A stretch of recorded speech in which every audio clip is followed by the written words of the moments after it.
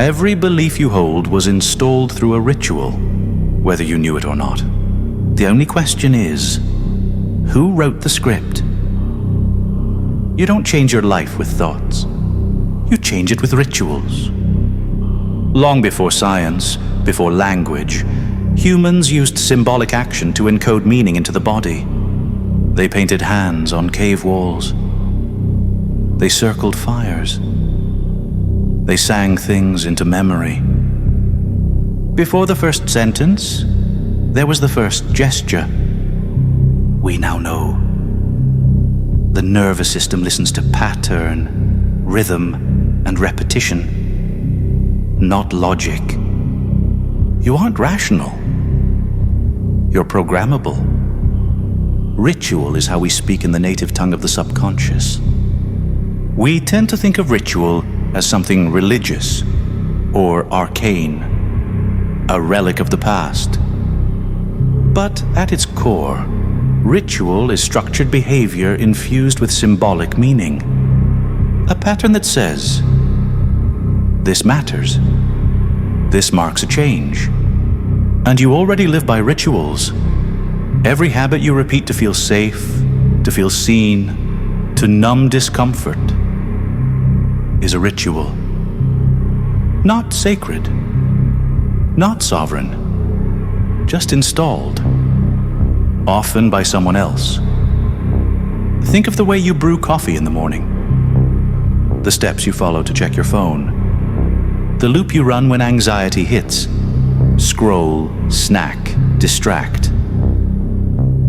These aren't random. They're neural anchors, loops that stabilize your identity, for better or worse. What separates a meaningful ritual from a mindless one is intention. When intention meets repetition, you get transformation. Structure isn't the enemy of freedom. It's the mechanism of change. Modern neuroscience has caught up with what ancient ritualists knew intuitively. Ritual doesn't just affect your mood.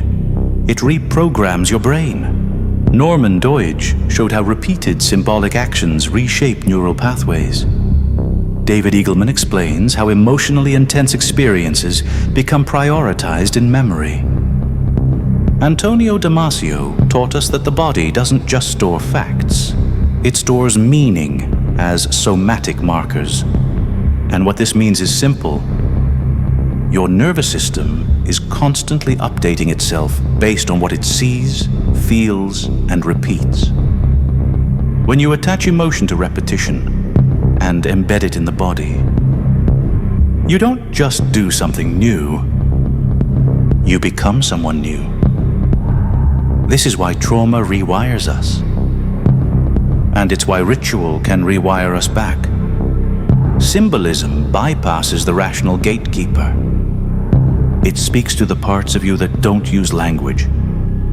This is the domain of the right hemisphere, where metaphor lives, where stories have gravity, where identity isn't built from logic, but from pattern. Ian McGilchrist describes how the brain has two very different ways of seeing the world. The left side breaks things down, labels them, sorts them. The right side sees context, connection, and deeper meaning. Ritual is the bridge between the two. It translates abstract desire into concrete behavior. A gesture becomes a vow. A word becomes a command. A movement becomes memory. This is why ancient rituals work. Not because they summon spirits in the Hollywood sense, but because they summon meaning. They collapse your focus. They structure your emotion. They anchor your identity. You don't need to wear robes or chant in Latin. You just need to act with intention, repetition, and symbolic force. So how do you design a ritual that actually rewires? First, anchor it to a symbol. Something emotionally charged. A word, a gesture, a sigil. It must resonate. it must mean something real to you, not to anyone else. Second, embed it in repetition. The nervous system learns by rhythm. Tie your ritual to an existing habit: brushing teeth, walking, waking, breathing, daily, deliberate. Third, include the body. The more senses involved, the deeper the anchor. Touch, breath, sound, scent, they forge stronger neural links than words alone ever could. Fourth, seal it emotionally. Emotion is the key to memory. Even discomfort, if it's meaningful, tells the body, remember this. Fifth, close with intention. Rituals must have a boundary, a seal, a phrase, a breath, a gesture, something that marks the completion of the circuit. This doesn't have to be dramatic. A whispered phrase in the mirror, a candle lit and extinguished, a walk taken with the same internal phrase echoed at each corner. But it must be real. If you treat it like theater, it becomes a performance. If you treat it like programming, it becomes change. The form doesn't matter. The structure does. And here, quietly, the old language returns. What was once seen as magic, the shaping of reality through symbolic action,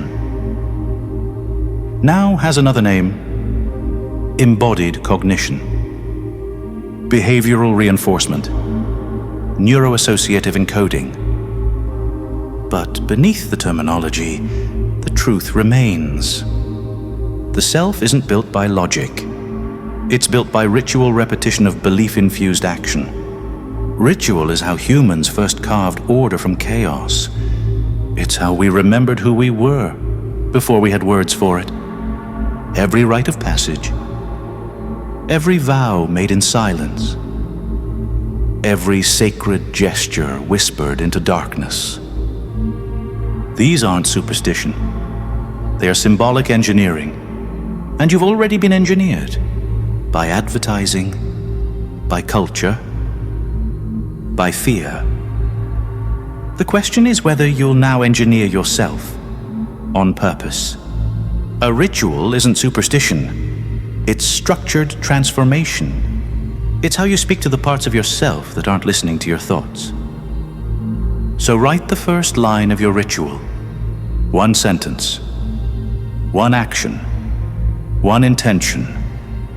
Make it real, right now, below. Your ritual starts now. If this video shifted something in your mind, you're ready for the next level. Download my free ritual guide in the description. No catch, just pure psychological alchemy you can use tonight. If you want to go deeper, hit the initiation playlist. It's your step-by-step journey into breaking unconscious patterns and mastering your own mind. Both links are waiting below. Your transformation starts now. Until next time.